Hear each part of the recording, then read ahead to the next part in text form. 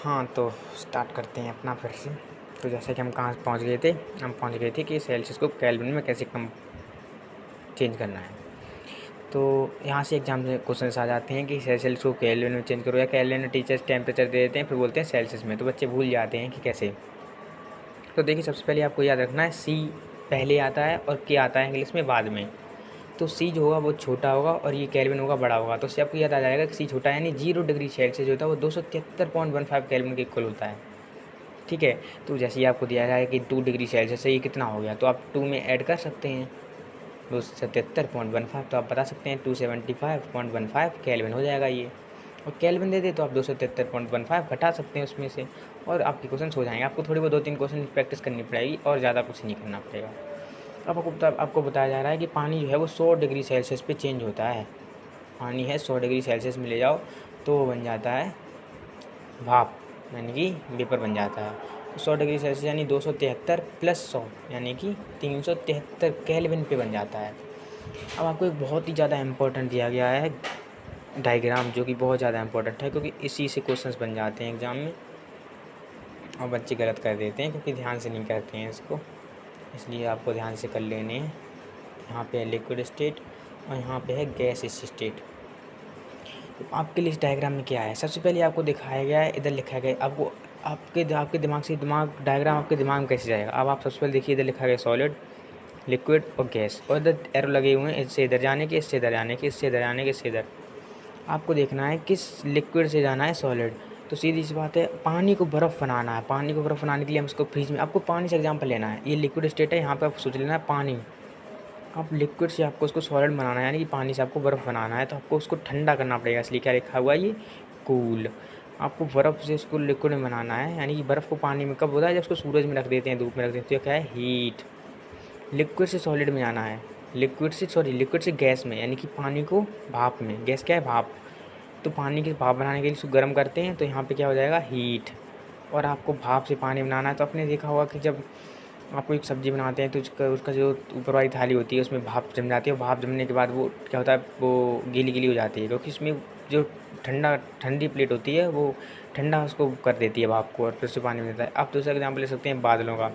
बादलों में क्या होता है, भाप ही तो होती है, लेकिन वो भाप जब उसको ठंडा टेम्परेचर मिलता है थोड़ा सा, तो बर्फ़ पानी बन के और फिर नीचे टपक जाती है, और फिर हमारे नीचे हो जाती है धरती पर वर्षा। तो इसीलिए जब गैस को ठंडा करते हैं तो बन जाती है पानी, यानी यहाँ पे क्या आएगा कूल। ऐसे करके आप ये समझ सकते हैं कि कैसे पानी बन रहा है, कैसे भाप से बन रही है लिक्विड स्टेट, और लिक्विड से कैसे बन रहा है सॉलिड स्टेट। अब एक और आपको प्रेशर का चेंज करके बताया जा रहा है, और फिर आपको 2-3 चीज़ों का एग्जांपल दिए जा रहे हैं जो कि बहुत इंपॉर्टेंट है, आपको ध्यान से रखनी है। वो है प्रेशर एंड रिड्यूसिंग। अगर आप प्रेशर घटाते बढ़ाते हैं और फिर उसका टेम्परेचर के साथ कुछ करते हैं तब और चीज़ें हो जाती हैं। जैसे आपने CO2 सुना होगा, सॉलिड CO2। अब सॉलिड CO2 क्या होता है, तो आपकी लैब में शायद आपको दिखाएगा, पता नहीं दिखाया गया हो। सॉलिड CO2 होता है एक बर्फ़ की तरह आपको लगेगा बिल्कुल, पर वो बर्फ़ नहीं होती है, वो सॉलिड कार्बन डाइऑक्साइड होती है। वो क्या करती है, बहुत ठंडी होती है और उसमें से धुआं निकलता है जिसको रखते हैं, और वो ऐसी होती है उसको जब डायरेक्ट आप रखेंगे तो सीधा उसका धुआं निकलेगा और धीरे धीरे पूरी गायब हो जाएगी, यानी पानी नहीं बनेगी। इस प्रोसेस क्या क्या अब आप सोचेंगे इस प्रोसेस को क्या कहेंगे हम, ये तो सीधी बर्फ़ थी और सीधा बन गई, बर्फ़ से सीधा गैस बन गई। तो उसको आपको समझाएंगे अभी अच्छे से डायग्राम बना के। पहले आप समझ लीजिए सॉलिड कार्बन डाइऑक्साइड होती है क्या, इस पर क्वेश्चन आते हैं क्या चीज़ होती है। आप बता सकते हैं कि ये एक ऐसी चीज़ है जो सब्लिमेशन करती है। आपको बहुत इंपॉर्टेंट चीज़ें कुछ पता चलेंगी। सबसे पहले आप आइए, पहले यहाँ पे डायग्राम से समझते हैं। सॉलिड, गैस, और यहाँ पे आता है लिक्विड। अगर आप इस लेक्चर पहली बार देख रहे हैं तब भी आप बहुत कुछ समझ सकते हैं, और इवन इतना भी समझ सकते हैं कि आप एग्ज़ाम में टॉप भी कर सकते हैं। अगर आपके अंदर थोड़ी सी वो है कैपेबिलिटी। तो कुछ बच्चे होते हैं ना, ऐसे टीचर समझाता है तो क्लास में कुछ बच्चे तुरंत समझ जाते हैं और कुछ बच्चे बहुत टाइम लेते हैं। सबका अपना अपना वो होता है, चीज़ें को ग्रैब करने की जो पावर होती है, तो आपको थोड़ा बढ़ानी पड़ेगी, क्योंकि आप आगे जब जाएंगे तो जेईई की पढ़ाई करनी पड़ेगी आपको, या फिर आप कुछ भी फील्ड में जाएंगे। अगर आपकी ग्रैबिंग पावर ज़्यादा होती है तो औरों से आगे बढ़ जाते हैं, क्योंकि जो चीज़ दूसरे 10 बार समझाने में समझ रहे होते हैं वो चीज़ आप एक बार में समझ रहे होते हैं। फिर आपको इसलिए कंसंट्रेशन बढ़ाना पड़ता है, और इसलिए डे ड्रीमिंग, जैसे हम दिमाग क्लास में बैठे हैं, दिमाग हमारा घर पे है, ऐसा कुछ नहीं होना चाहिए। एकदम वहीं पर रहना चाहिए प्रेजेंट में। थोड़ी प्रैक्टिस कीजिए, 10-15 दिन में हो जाता है। सबसे पहले देखते हैं सॉलिड से लिक्विड। तो सॉलिड से जो लिक्विड का कन्वर्सन होता है उसको बोलते हैं हम फ्यूज़न। जैसे आपकी बर्फ़ थी हमारी, और बर्फ़ हमने धूप में रख दिया, बर्फ़ बन गई पानी, तो उसको हमने क्या बोला फ्यूज़न। ठीक है। लिक्विड से गैस, सॉलिड से लिक्विड, लिक्विड से, अब वो पानी को हमने बना दिया भाप, ठीक है, उसको बोलते हैं वेपराइजेशन। देखिए वेपर बोलते हैं ना, वेपर, और इसको वेपराइजेशन, तो उसे आप रिलेट कर सकते हैं। फिर उस वेपर को अगर आप उसमें बदलते हैं, उसको बोला जाता है कंडेंसेशन। आपने प्रोसेस का नाम शायद 6-7 क्लास में सुना भी होगा, कंडेंसेशन से ही पानी बरसता है, क्योंकि भाप है ना, उसको पानी में कन्वर्ट किया गया, तो भाप को पानी में कन्वर्ट किया गया, यानी कि गैस को लिक्विड में कन्वर्ट किया गया। ये लिक्विड है, ये सॉलिड है, ये गैस है, गैस को लिक्विड में, तो कंडेंसेशन। उसके बाद सॉलिड लिक्विड कन्वर्ट हो रहा है गैस में, तो लिक्विड जब कन्वर्ट हो रहा है गैस में, तो उसको क्या बोलेंगे आप, उसको बोलेंगे सॉलिडिफिकेशन। ये तो आप समझ भी सकते हैं सॉलिडिफिकेशन है। अब एक इंपॉर्टेंट चीज़ आती है, अगर सीधा सॉलिड से गैस हो जाए या गैस से सॉलिड हो जाए तब क्या बोलते हैं, तो उसमें आपके लिए बुक में दिया गया है और वो बनना चाहिए, ये सब्लिमेशन। सब्लिमेशन जो प्रोसेस होती है उसमें क्या होता है, ये सॉलिड है डायरेक्टली गैस में कन्वर्ट हो जाता है, और डिपोजिशन वो प्रोसेस होती है, इसमें गैस डायरेक्टली कन्वर्ट हो जाती है सॉलिड में। ये बहुत इंपॉर्टेंट है। ये ग्राफ 100% आता है और उसमें से कुछ ना कुछ जरूरी आता है। तो आप पूछिए है वाटर फ्यूजन, तो आप बोल सकते हैं conversion of solid liquid, solid state into liquid state is called fusion. फिर पूछा है वाट इज सब्लिमेशन, ये बहुत इंपॉर्टेंट टॉपिक है। आप बोल सकते हैं the conversion of solid state into gases directly without being converted into liquid state, यानी सॉलिड से डायरेक्टली कन्वर्ट हो जाए गैस में, लिक्विड से ना कन्वर्ट हो गया, उसको बोले सब्लिमेशन। पूछा जा सकता है what is deposition, conversion of gases state into solid state without going through liquid state, इसको बोलते हैं डिपोजिशन। ठीक है, तो आपकी सारे डाउट्स क्लियर हो चुके होंगे मुझे लगता है। अब आपको एक एटमॉस्फेरिक प्रेशर नाम की चीज़ समझा दी गई है, थोड़ा सा वो आप समझ सकते हैं। एटमॉस्फेरिक प्रेशर जनरली क्या होता है, जैसे मान लो ये अर्थ है, ठीक है, अर्थ है, ये धरती है, धरती पे ये कोई बच्चा खड़ा है। अब इस धरती का इसका सर है, इसके ऊपर कितनी सारी ईयर होगी, और उस ईयर को टोटल जोड़ लो तो बहुत सारी ईयर का वजन हो जाता है। इसी वजन को बोला जाता है एटमॉस्फेरिक प्रेशर, और उसका ऐसा यूनिट है 1.01 इंटू 10⁵ पास्कल। अब कहीं पास्कल क्या है, तो फोर्स अपॉन एरिया का 2 पास्कल होता है, जो प्रेशर की यूनिट होती है। और एक एटमॉस्फेरिक प्रेशर जो होता है वो होता है ये इतने सारे पास्कल के बराबर। ये आपको रट लेना है, क्योंकि 1 वर्ड में टीचर्स दे देते हैं, इसलिए ये आपको याद रहेगा तो थोड़ा सही रहेगा। अब आपको एक टॉपिक बताया जा रहा है जो कि है एवेपोरेशन। ठीक है, एवेपोरेशन। एवेपोरेशन आपको क्या समझाएगा, एवेपोरेशन क्या है। जैसे अब आप कहेंगे कि ये अलग चीज़ कैसे है। देखिए पानी है, ठीक है, आपको उसको गैस बनाना है, आपने उसको लिया, हीट किया, गर्म किया कुकर में रख के, और वो भाप बन गया पूरा। इसी तरह सेम प्रोसेस होता है एवेपोरेशन पर। एवेपोरेशन में चेंज क्या होता है, उसमें चेंज ये होता है कि इसमें आपका 100 डिग्री सेल्सियस पे नहीं पहुंचता है। तो उसको आप समझाया कैसे गया है, एग्जाम्पल के लिए लिया गया एक पानी है, ठीक है, पानी, ठीक है, ये पानी भरा हुआ है एक जग में। इस पानी का जो ऊपर वाले पार्टिकल्स होते हैं, ऊपर वाले पार्टिकल्स, इनके पास काइनेटिक एनर्जी थोड़ी ज़्यादा होती है, और इनके पास एयर भी होती है। तो ये एयर से हल्की हल्की एनर्जी लेते रहते हैं और धीरे धीरे अपनी हीट बढ़ाते रहते हैं, और एक टेम्परेचर ऐसा आ जाता है जैसे ये पानी की, एग्जाम्पल के लिए ये वाटर हैं, ठीक है। अब आप ये समझिए ऊपर वाले पार्टिकल्स हैं, ठीक है, ये नीचे वाली इनकी लेयर है। अब ये नीचे वाले पार्टिकल्स आपस में नहीं जुड़े हुए हैं, ठीक है। ऊपर वाले पार्टिकल्स के पास काइनेटिक एनर्जी ज़्यादा है, यानी कि मोशन करने की। धीरे धीरे हवा से क्या करते हैं, एनर्जी लेते रहते हैं, और एक टाइम बाद ये इतनी एनर्जी ले लेते हैं कि ये इस वाली अट्रैक्शन को तोड़ देते हैं, और ये उड़ जाते हैं अपने ऊपर और बन जाते हैं भाप। तो इस तरह से होता है एवेपोरेशन। अब आपको एवेपोरेशन के कुछ फैक्टर्स अफेक्टिंग समझाए गए हैं।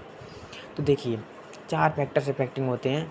अगर सरफेस एरिया ज़्यादा होगा तो एवेपोरेशन ज़्यादा होगा। एग्जाम्पल के लिए आपको जब थाली में खाना खाना होता है तो आप क्या करते हैं, तैयारी परसी जैसे कि, तो आप क्या करते हैं, कटोरी में होती है, थाली में परोस लेते हैं ताकि बढ़ जाए, एरिया बढ़ जाएगा, एवेपोरेशन होगा तो ज़्यादा भाप बन जाएगी, उसमें भाप बनेगी तो अपने आप ठंडा हो जाएगा खाना।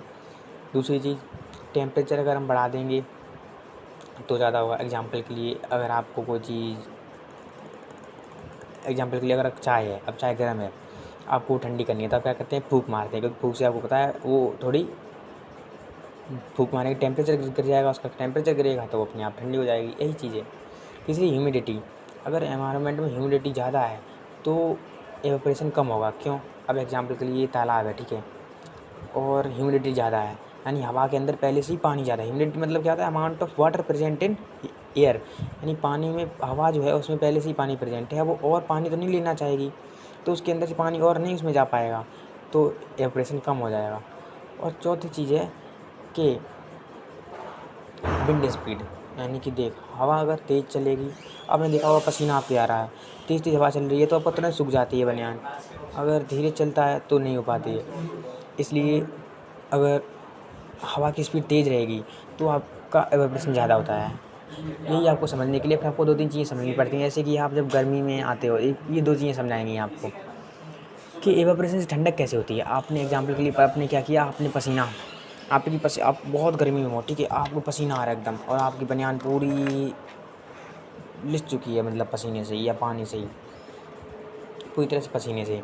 अब होता क्या, आपकी ये बनियान है, ठीक है, इसके अंदर पसीना आया बहुत सा। आप आई ठंडक में, आप पंखे में बैठे, पंखे की हवा आई, पंखे की हवा ने क्या किया, उस हवा ने आपके इससे आपके यहाँ के जो पार्टिकल्स थे उसने हवा से ली एनर्जी, गर्मी, और वो गर्मी लेकर उड़ गए, और यहाँ की जो गर्मी थी वो लेकर उड़ गए, यानी कि इसको कह दिया ठंडा। यानी कि वो पार्टिकल्स एनर्जी लेके आपके शरीर से गर्मी लेकर, थोड़ी हवा से गर्मी लेकर और गायब हो जाते हैं, इवेपोरेट हो जाते हैं और आपके शरीर को ठंडा कर देते हैं।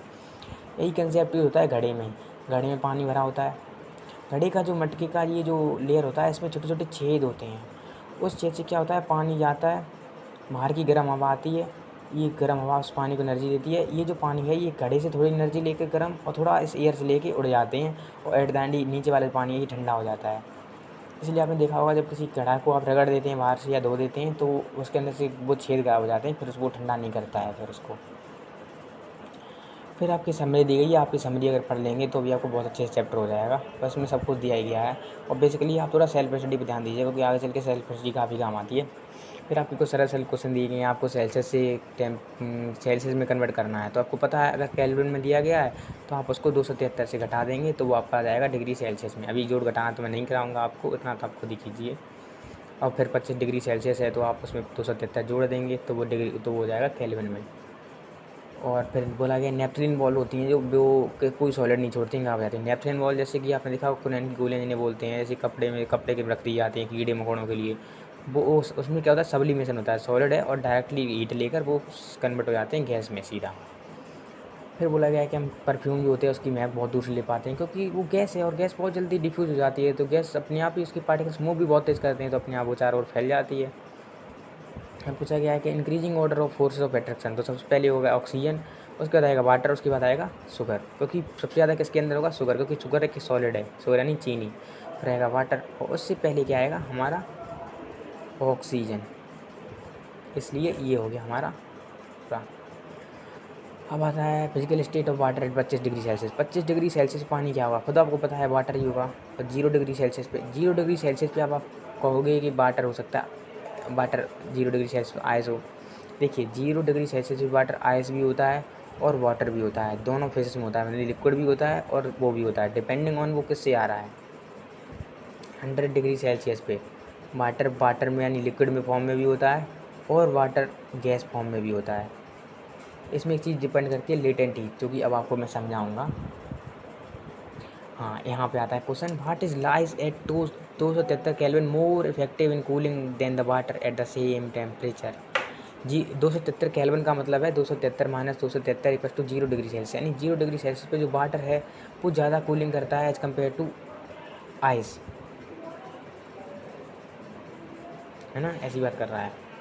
हाँ, आइस जो होती है वो ज़्यादा इफेक्टिव कूलिंग करती है। अब आपको लेटेंट हीट का कंसेप्ट समझाता हूँ। अब लेटेंट हीट क्या है तो आप ये डेफिनेशन लिख लीजिए या फिर मैं बोल रहा हूँ उसको आप ध्यान से सुनिए। Latent heat is the hidden heat which convert the state of matter without changing its temperature. Example लीजिए, अब पानी है, ठीक है, पानी 100 डिग्री पहुँच गया, बहुत उसमें बुलबुले फूटने लगे। अब क्या होगा, 100 डिग्री सेल्सियस टेम्परेचर इसका, धीरे धीरे कुछ हीट होगी जो कि आपको अब आप कंटिन्यूसली उसको गर्म कर रहे हैं लेकिन वो बिल्कुल भी टेम्परेचर चेंज नहीं हो रहा है, वो उस टाइम तक कन्वर्ट हो रही है भाप में। यानी ये लेटेंट हीट ये केवल उसका टेम्परेचर वो चेंज कर रही है, स्टेट, टेम्परेचर बिल्कुल भी चेंज नहीं कर रही है। लेकिन जब ये जो भाप होगी इसके अंदर क्या होगी, इसकी खुद की एनर्जी प्लस लेटेंट हीट।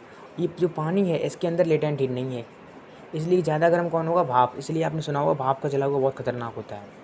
दूसरी चीज़ आती है कि पानी, अब 0 डिग्री सेल्सियस पर पानी था, आपने और ठंडा किया उसको, अब और ठंडा करेंगे तो उसकी टेम्परेचर नहीं चेंज होगा, स्टेट चेंज हो जाएगी, क्या बन जाएगा, बर्फ़ बन जाएगा, लेकिन रहेगा 0 डिग्री सेल्सियस पर ही। अब आप कहोगे कि ये पानी है ये भी 0 डिग्री सेल्सियस, बर्फ़ को भी 0 डिग्री सेल्सियस पर, तो सेम चीज़ करनी चाहिए, लेकिन ऐसा नहीं होता है, ये अलग हो जाती है।